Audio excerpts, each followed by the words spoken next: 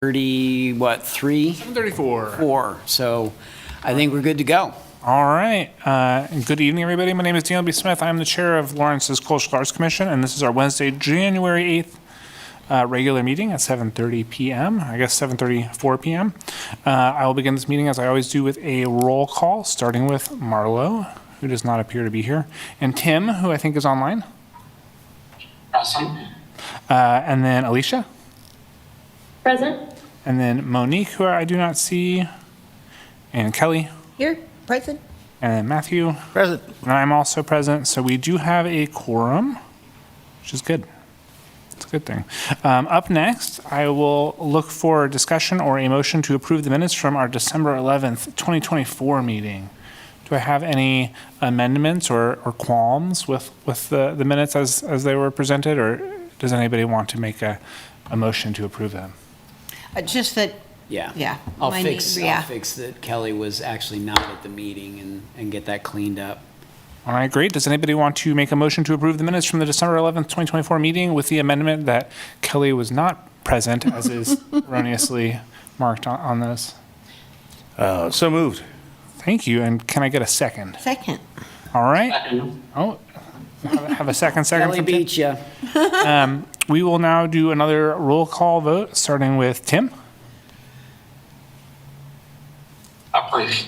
and then Alicia, Approved. and then Kelly, Approved? and then Matthew. Approved. And I shall also approve.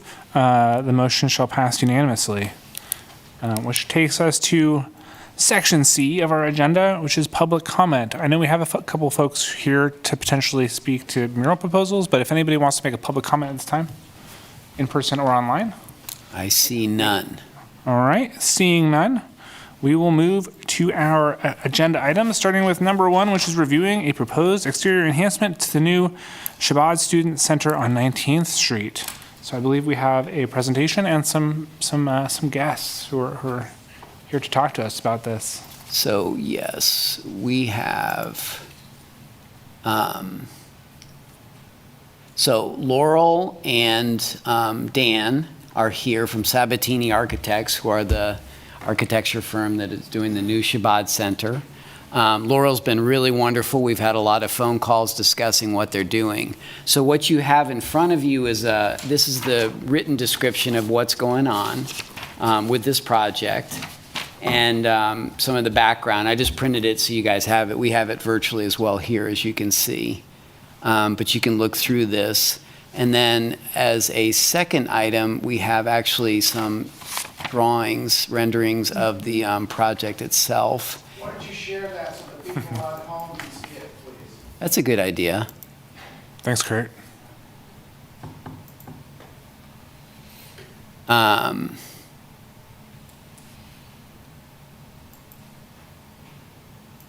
Okay, got that going now. So let me move this over here, and Laurel and Daniel, if you guys would step up and help them talk this through a little bit. Good evening. I'm Dan Sabatini, with Sabatini Architects, and it's nice to be here. I used to serve on the commission a long time ago. And it's a wonderful thing you guys get to do and have to do. So we've been working with the rabbi on really, they've had a student center there for well over 20 years, and we've been working, the rabbi has been there for a significant amount of time. And they were occupying a duplex and at the time, and it was pretty dilapidated, and they're severely outgrown their facilities. And so they purchased from a landlord the property next door to them, and with that in their duplex they had, they've been able to expand. And so they are building it's basically serving the student population, but it also there's multiple Chabad centers all over the United States, and this one particularly, though, serves a lot of the population, Jewish population not only for the students, but a lot of this area. They are part of they're part of what we're trying to get is some visibility, because you probably, once I said, on 19th Street there, you may or may not have noticed. Probably the only thing you notice is a series of little KU symbols. So they're trying to make sure that they're welcoming to the community, not just the Jewish community, but the overall community. And but they also want to be recognized where they are. And so if you go to that sheet there, that sheet shows, the next sheet shows. So this is where it is on 19th Street. Right, it is down from Naismith Hall, kind of, Is there. Right, and then you've got Lawrence High track on the kind of the flank on the other side, and a lot of foot traffic. And then they're having to be on access with the Missouri Street coming off of the university's property. So we've taken advantage of that, and we've tried to incorporate within the building a menorah, which is symbolic of both the the Jewish faith, but also, so if you go on to that, that's kind of the view you see from Missouri of the menorah. And so today we're kind of talking about, there's a mural that we're going to come back with, and that's what you're seeing there. It's That just is not representative. right. That is not the mural. They're still trying to figure out who the artist is going to be and whether they're going to do a competition. So there's a whole process there. So And I volunteered to help. nice. Yeah. That's great, because it is those processes are intensive. We've Are been they through it. still taking submissions for? They haven't even started. Hasn't Oh, gotten okay. that far. I mean, Oh, This is a placeholder. Right. okay. So that's a perfect segue. Let me Yeah. give a little information here. So they've had to go through various permit processes with building and Right. all that kind of stuff. They put this on the building and it got called artwork, but when Laurel and I were speaking, I kind of said, I don't know that I'd call that art. It's not a mural. When you say this, you mean the menorah? The menorah, and actually, There's a second piece. there's two elements There's a tablet. in the tablet. Right. And so, in my professional opinion, this is more of architectural design elements and aesthetics, but I thought it was a wonderful opportunity to bring it to you all, to have a public viewing of it, so to speak. I don't think you should take any action on it per se, other than just maybe consensus saying that we're okay with this. I think But- it's gorgeous. But mostly, it's going to be the mural, so I thought it was also an opportunity to give you guys a Heads up. a heads up as to what's coming. Yeah. So that's where we're going with this. Plus, I always just love it when we can see stuff like this and, get a sense of what's coming. I think it's a great project. Yeah, so we really are just taking advantage of the access points, and being very open-armed is kind of why it's a bent structure and a bent menorah. Is kind of to be a more opening, and also a little bit symbolic of kind of a tablet or booklet. And so those panels themselves, the blue panels, are architectural metal panels like we use. Like, I was thinking of what in town you could think of. Cordley, they have some multicolored panels along the side. It's basically that kind of a material. We use it a lot, and so both of those, the menorah and the tablet, will be made of that. We'll have some lighting incorporated into them.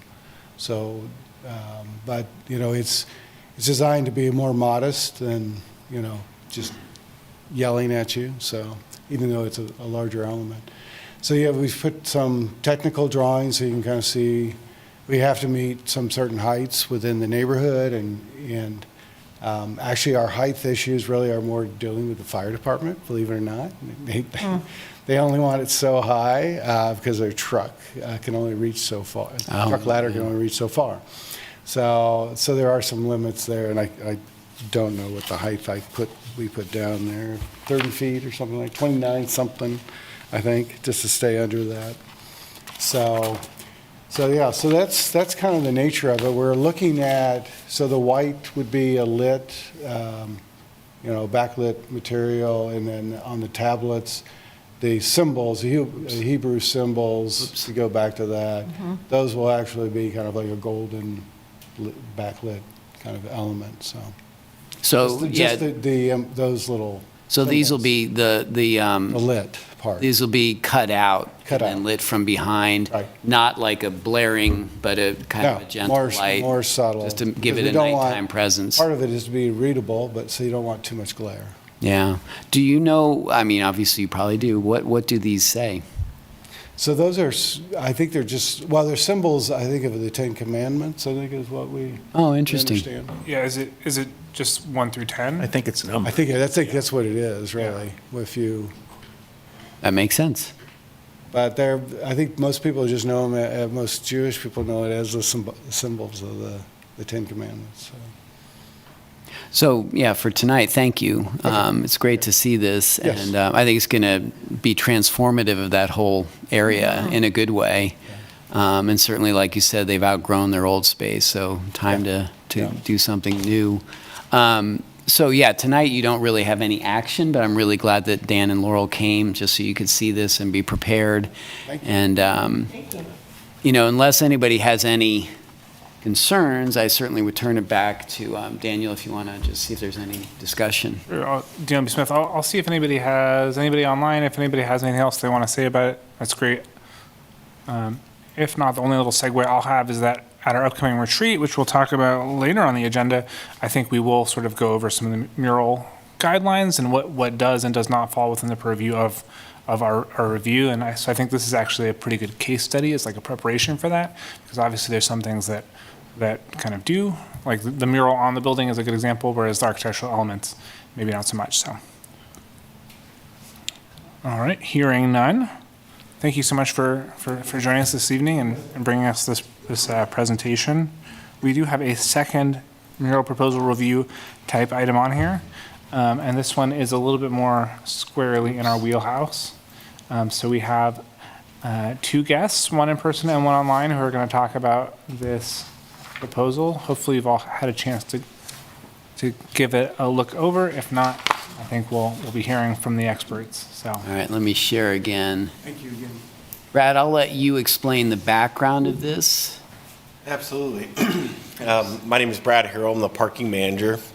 And we have had historic issues in our parking garages with a number of crude graffiti and different things like that, that it's actually been a pretty substantial cost to the parking fund. So the parking fund is an enterprise fund. It's not affiliated with the general fund from the city. So we are completely operationally based from our revenues and our expenditures. And so when there is graffiti within the garage, that comes directly out of the parking's budget to cover those, especially when they're crude in nature. And I'd say they're having relatively consistently in our parking garages. And so some of the research that we started to do we started to kind of dream up this project was the impacts that murals have to reduce graffiti and also just encourage brightness, cleanness, welcomeness to our downtown community. And so that's kind of where this whole originated. And from there, we spoke with our friends with Douglas County Community Foundation, and we were asking about different grants. We're not grant writers in the parking department, so it was our first opportunity. So we went to the classes, and we heard from those classes that you would have more success if you had a planned and already chosen artist for the mural. And so with that, we are currently under the city manager's office as our department, but my direct supervisor was with transit. And so Adam Weigel has done a great job with incorporating art on some of the shelters and things like that. And he gave me the list of artists that did the shelter art in our community. And from that, we landed on Miss Mona Cliff here. And Hi, Mona. Hi. So that's kind of how we started. We were lucky enough to win that grant. We requested $5,000. The original bid, and Mona, you can correct me if I'm wrong, it was $12,000. We also introduced the ambassador program as part of our parking team. So once we have one employee Tuesday through Friday, who puts down the enforcement and goes out and just does general beautification projects in our downtown district. That can be anything from picking up trash to covering graffiti, removing stickers, whatever that might be. If we see something, we're like, oh, I think that would look better if we, cleaned it up, that's what we do that day. And so if you guys have anything downtown you're interested in, please let me know. And so as that team is there, we've really started to expand that into different things that we think can be beneficial. And so we have agreed to prep the wall, clean the wall, prime the wall, and that reduced us down to $10,000, of which $5,000 will come from the Douglas County Community Foundation grant, and $5,000 would come from a planned in the general parking budget. So that's kind of my brief overview. So. Mona, do you want to talk a little bit about the design and how you came? I mean, first, I think we should say this is your you've made a few sketches, but this is your preferred sketch. So you're going in this direction, although it probably won't be exactly like this, and you want to add a few more visual elements. Yeah, so it's generally what I would be painting pretty closely. There would only be added elements like on the other side of the elevator area, would just be more iconography of like the, like Sort of like the, familiar Lawrence. the gazebo and the arch, and so adding some other local elements, which makes sense. Yeah, and I'm still not quite sure about the blue. So on the top part, I was thinking about Kansas sunsets and skies, and so I haven't quite settled on the blue yet. I was thinking like, oh, is this going to be an evening time? You know what I mean? Or sunrise. So that's kind of just really more of an aesthetic choice. But as for everything else, it's going to be pretty much what you see. Great. Yeah, I won't be adding anything more because I've gone through quite a few different renditions, and this one's kind of my most favorite. Great. Maybe some different animals too. We'll see. I like animals. My 2 cents is I love the dark blue at the top. It's very striking. That's, All right. yep. Nice. And does everybody have a sense? So I have this picture looking south.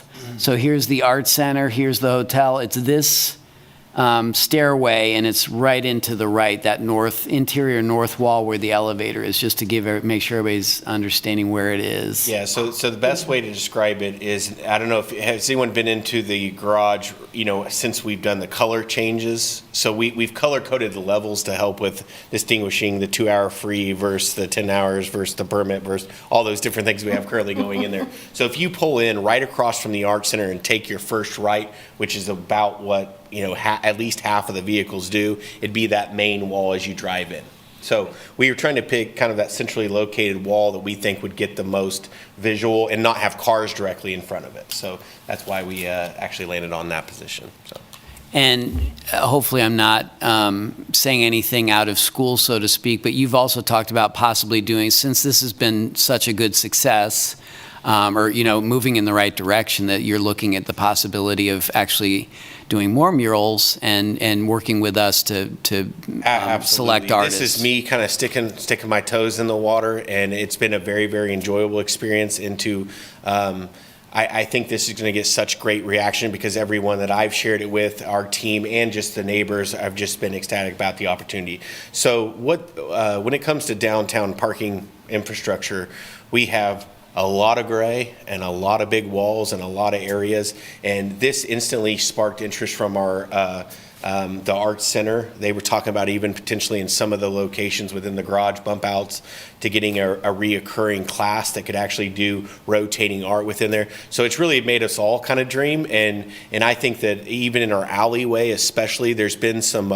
there was a mural that was done near around the dance place with the Arts Center. Sure, yeah. Right off of 10th, yeah. So that has been a tremendous success for detouring some of that graffiti and things like that. So we think even bringing that down the back side of the New Hampshire garage, multiple sections. So I think that there'll be an opportunity for me to learn, doing this for the very first time, learn from you guys. My best approach, we can get multiple concepts out, and I in my if I had my wish, I was hoping we were doing a couple of these a year, or at least one a year moving forward, to really make this kind of a normal occurrence in both of our garages, potentially over at the Vermont Street Garage as well. Great. Yeah, I thank you for your initiative. I think this is really, this body has to sort of wait for proposals to come and that sort of thing.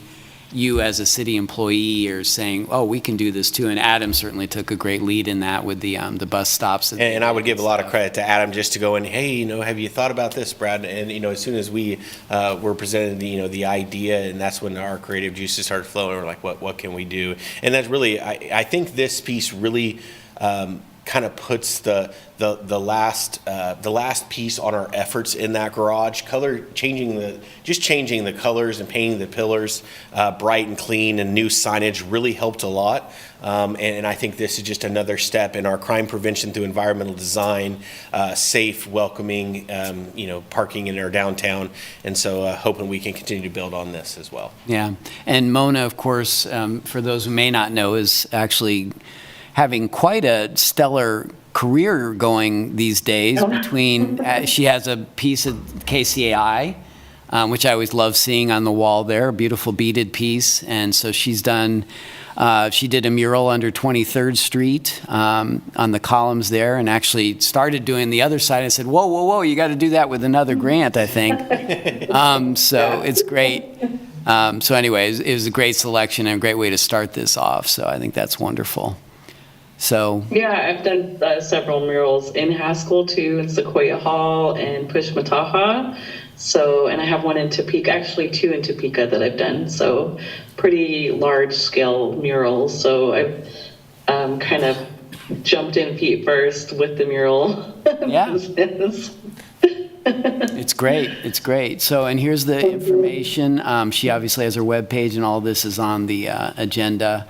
And then Brad has done some research on the benefits of murals, to his point, with not just aesthetics, but also helping to thwart other activities that are less desirable. Plus, it just looks really cool. Yeah, we actually had some really great data that we got from our friends with Explore Lawrence too, on the volume of people that walk through the garage, and we estimated somewhere around 90,000 come through that parking garage alone. Annually? So it's straight an opportunity. Wow, Yep. Wow, that makes sense. So a lot of activity. Yeah, and those were individual trips as well. Those were not, because some folks like myself, I go through in that garage every day. So yeah, it's really unique to hear that and have that information available. It really allows us to strategically place some of this artwork and make it as most public facing as we can. All right, DLB Smith, I don't know if anybody has any specific insights or comments they want to share. I will personally echo Kelly's statement that I think the colors are really striking, and I feel like if you're not sure if with the dark blue, I think the dark blue seems like a winner. Alicia, did you raise your hand? Yeah. I just wanted to say briefly, one, I'm very excited about this. Been looking forward to it. Thank you, Brad, for presenting. And Mona is such a great mural artist to choose. I look forward, as someone who parks there and lives a block away, I look forward to watching it happen and really beautify that area. So thank you. And I just want to add for the record that Brad is also, according to our mural guidelines and policy, he's reached out to the general neighbors in that vicinity and gotten approval letters emails and approval letters from those folks, including Explore Lawrence. I did have a few others that did not respond to the email, but they, expressed very much, in favor of my verbal conversations with them. And ongoing maintenance, that was going to be through the parking department? Did I catch that somewhere? That's correct. Yeah, we have funding for our garage, our garage maintenance and different things like that. And with our help of Mona and what we should do to kind of help preserve this for the long term, it allows us a unique opportunity to be. And we also have with our ambassadors, if there are different coatings and things like that we need to do periodically, we have the manpower to do that without hiring an additional staff or contractors. Yeah, and obviously I advise that they touch base with Mona before they do anything to make sure that we aren't negatively impacting the artist's work. Well, this is great for the folks on this commission who haven't been on that long and haven't done that many mural proposals, I feel like we're really fortunate because this is a proposal which has an artist attached who has done a lot of great murals and who, honestly, we can really trust to understand that part of the process. And then also, the transit department who also have a legacy of doing good work in this space. So I'm going to say the thing I always say. Obviously, if there's any other comments or questions, that's great. But if not, this is one that we are looking to approve this evening. So I will, as always, entertain a motion to approve. Motion to approve. So moved. All right. I think, Tim, you came in a little bit after Kelly. Is it okay if I count that as a second? Yes. All right. So we've got a motion and a second. And now we will do a roll call vote, starting with Tim. Approved. And then Alicia. Approved. And then Kelly. Approved? And Matthew. Approved. And I shall also approve, meaning that it will pass unanimously. Thank you so much for coming and being here in person and online. It's always nice seeing y'all. Thanks, Mona. Congrats. Thank you. Yeah. Everyone, thank you. Thank you, Brad. Thank you. All right, that takes us down to the maybe the least exciting item on our agenda, which is scheduling a date for the February 2025 retreat. This is the part of the agenda where we have to look at a calendar and try and figure out how to make this happen. In the past, I know in the last meeting we did talk about how in the past we've done these on a Sunday, I believe. I think weekends kind of are popular for these sorts of things, but I personally can't remember where we left off with this last The time. last you spoke, you all were debating various things, but sort of landed mostly on I think, first 3 Sundays of February as possibilities. So that would be, oh goodness, I've got my iPhone telling me things I don't want to know. February 2nd, 9th, or 16th. And the 23rd is amongst those as well. If you want to do it on Sunday, it's not, that's just been sort of the tradition, but I'd prefer not to do 9th. They usually have a football game then that I At try night? to catch. Well, it's the Super Bowl. oh, right. I've heard of that. Yeah, right. No, typically we do it from 1 to 4. Okay. Does it? I am open to all of those dates. That's a good sign. Does anybody have a problem with doing it on the 16th? Like the 16th is sort of closest to when our normal meeting date would fall. Works for me. Yeah. And then the following day is the President's Day, so some people have it off too, right? Oh. I'm seeing a thumbs up from Alicia. Obviously, we have a couple of folks who aren't here, but I mean, the 16th works for seemingly everybody who's present. Hopefully if we get the word out. Yeah, we can. Marlo and Monique will also potentially be. Okay. Maybe this is really easy. Maybe we February just did it. 16th, and we will do it if you're all game, at the Parks and Recreation building, just because that's easy for me with the technology and stuff, because we will have to do it same as this meeting as far as a public meeting and make it accessible that way. Does anybody have any objections to doing it at the Parks and Recreation building? Where, I guess. just to be clear, where is that? In South Park, the building that's on Oh, okay. the west side. Okay. That's our administration. Oh, okay. We have a nice conference room there. Didn't even know so it's that. pretty All right. easy. And there's parking on the street right there. Right, so. okay. So you're saying 1 to 4?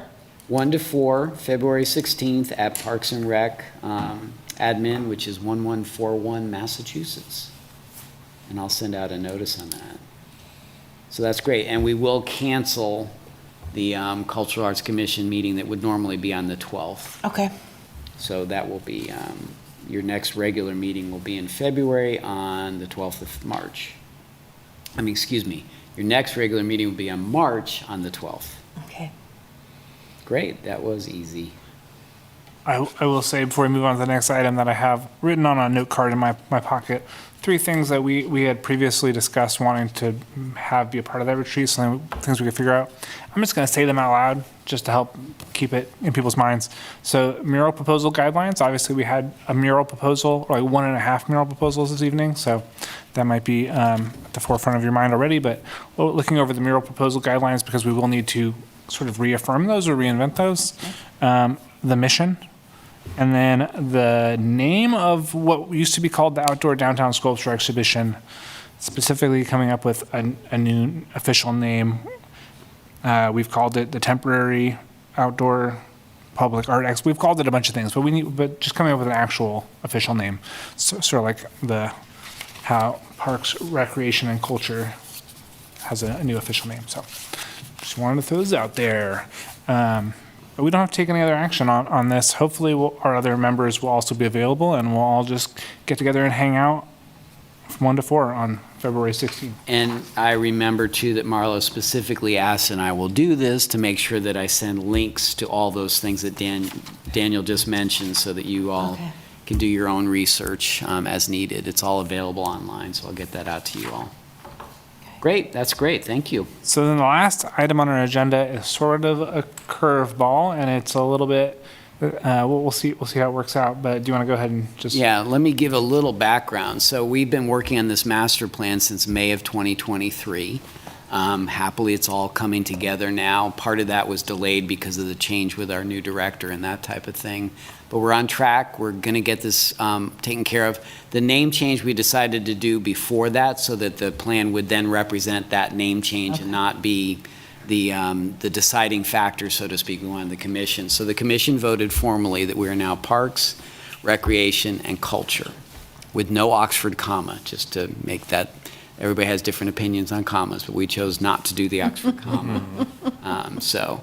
If I had realized that in advance, I might have actually caught the stink, but Yeah, it's okay. nobody mentioned that. Too late, huh? So with that, we have the master plan ready to go.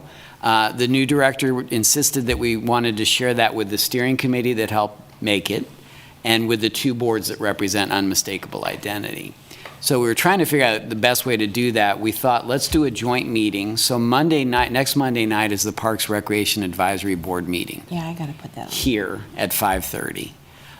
Initially, I was going to do it as a joint meeting, but then as we were discussing this, we realized, oh, wait a minute, you all will have to have a formal vote as well. That means we have to actually put an agenda together and put out a public notice for a meeting. So with that, my proposal is, and you don't have to do this, we could pick another night, but what we realized was we need to have you all attend Monday's meeting, hear the presentation, ask questions, all that type of thing, but then you will have to have a special meeting to simply vote on whether or not you would agree to receive the presentation, which obviously you'd be doing, and then recommend that the city commission accept it. So that's the formal protocol that we're going through, but that does require a special meeting. It would obviously not have to be a long meeting. Okay. Ideally, it would be great to be able to do that so that it's easier for you all that evening. So if you came at 5:30, we anticipate the presentation to take about a little over an hour with questions and that type of thing. If agreeable, we would simply convene your meeting at 7 p.m. You would then, we'd do this with you all. The Parks and Recreation Advisory Board would move out. They would be complete. You all would step in, have any discussion you want to have and take a formal vote. Okay. That's my proposal, if that works for everybody. I was thinking that might be easiest for everybody. Then you don't have to do another meeting later down the line. But we could do that as well. So I wanted to pitch that to you all. So that's next Monday night, January 13th. At 5:30, starts at 5:30, and you'd probably be done, I would guess, no later than 7:30. Okay. DLB Smith, I'm certainly available and planning Yep. to try and make that happen, but does anybody have any conflicts that would prevent them from attending and observing the Parks and Recreation Advisory Board and then having a very quick special meeting afterwards to accept? And that's also doable virtually, so the same as this. So if you can't physically be here, you could also join virtually. I should be able to do one or the other. Yep. In person. Person or virtually, yeah. Okay. I realized that was kind of ambiguous. Alicia and Tim, is that something that, I'm seeing another thumbs up from Alicia. All right. I can be there. Nonverbal communication. I think I can be there too. Okay, great. Okay, wow. Well, obviously, we have a quorum tonight, which means that if all of us are able to be there on Monday, then we'll have a quorum as well, which is generally a good thing. But I guess we can also obviously let Monique and Marlo know. Yeah, I'll definitely get the word out as quickly as I can. I did put it in my friendly reminder email, so just to make sure everybody was aware that that was happening. But we didn't recognize that we have to have an actual formal special meeting, and I have to do an agenda for that. So this is great. Thank you very much. I'm really excited. I think this helps sort of, it's the next big step in the new department, literally, so.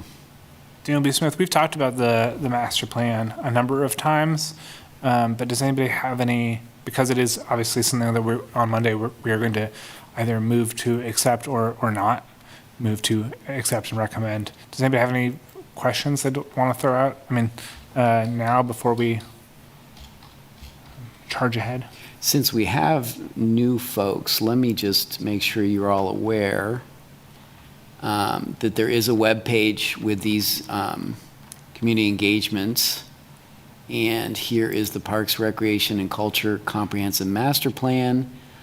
This actually has all the background information, as well as a complete chronology of all the engagements and presentations of the City Commission. I will send this link to you all so you can actually go through and just look at some of these things. The main thing at this point is that the consultants have developed, in addition to the master plan, which really is comprehensive and looking at the entire department, they have implementation recommendations. So for arts and culture, and I've shown this to you before, here is the implementation recommendations that they developed after multiple individual interviews with people in the community, as well as community engagements. And we actually also had roundtable meetings where different groups were invited separately so they could talk directly to the consultants. The consultants did a really wonderful job, in my opinion, in making sure they reached out as widely as they possibly could. So that's all here for your awareness as well. And it is a 10-year plan, so we don't expect to try to do this all in one fell swoop. But I'll send this out so you have that access, so you all can, and if you have any questions, you can certainly ask me. Here's the steering committee. And then these are previous plans from the past. So the last plan was in 2017, so part of this was just doing an update, and then it worked out well to do the unmistakable identity and merge arts and culture formally under Parks and Recreation.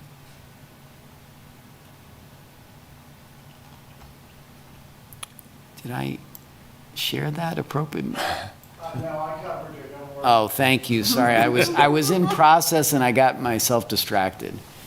Okay, so we can unshare. Yeah, and that is the final item on our agenda for the evening. I feel like we had some things that seemed a little bit challenging. We kind of crushed it. Yeah, thank you. I will say it's not on the agenda formally. It's not the one in front of me. But does anybody in the last 2 minutes here want to share out about any arts and culture events or programs or projects that they've seen or been involved with recently, or things that are upcoming that they would like to plug? It's the miscellaneous section. It's okay if you don't. I was hoping Monique would be here because I went to the Lead Center art fair with my daughter, and it was wonderful. Did they do a great job? My daughter did it huge. with Monique. It was, there was, I mean, they were on 3 different levels. They had really everything you could imagine. If you wanted your tarot cards read, I mean, you had 6 or 7 choices. Yeah. But even above and beyond that, it was great. They did surveys with all of the artists that came, and they didn't get one negative comment from anybody. Great. They just were so happy. Seemed organized, and Well, we'll have to make a point. that was great. It Next- really was. When we see Monique, we'll have to reiterate this, and I'll repeat this conversation because Yeah, absolutely. they need it. Yeah, they want to try and do it twice a year. So, It's, Yeah. I can see there being that demand for that. I did also attend, and it was great. And I mean, it was great last time also, but I entered a raffle and I did win. Well, Nice. You technically I did? got second, but I got the piece that I wanted. Oh, cool. From the raffle. So, oh, cool. in my opinion, I won. It was a painting by a buddy of mine, TK, who also has done the bus art program just to bring stuff full circle. So, We also were there. My wife had a great time, and she found all sorts of stuff. all right. Well, it is 8:13. I think it's been a while since we've had a meeting that went this quickly, or I guess I should say this efficiently. So unless anybody else has anything else they want to plug or mention, I will entertain a motion to adjourn. Motion to adjourn. All right, Kelly has motion. Can I get a second? Second. Seconded by Matthew, and then I will do the roll call, starting with Tim, Approve. and then Alicia, Approved. and then Kelly, Approved? and then Matthew. Approved. I will also approve. The motion will pass unanimously. Thank you, everyone, for being here. Thank you to our Zoom friends. Thank you to Kurt. Thank you to Porter. Thank you to Laurel and Dan and Brad and Monique. Everyone. Mona, yeah. Mona. Yes. Thank you. And we'll see you Monday at 5:30 here or on Yes. Zoom. Yes. Thanks, guys. Nice to see your you. studio, Alicia. I'm jealous. Bye. Bye.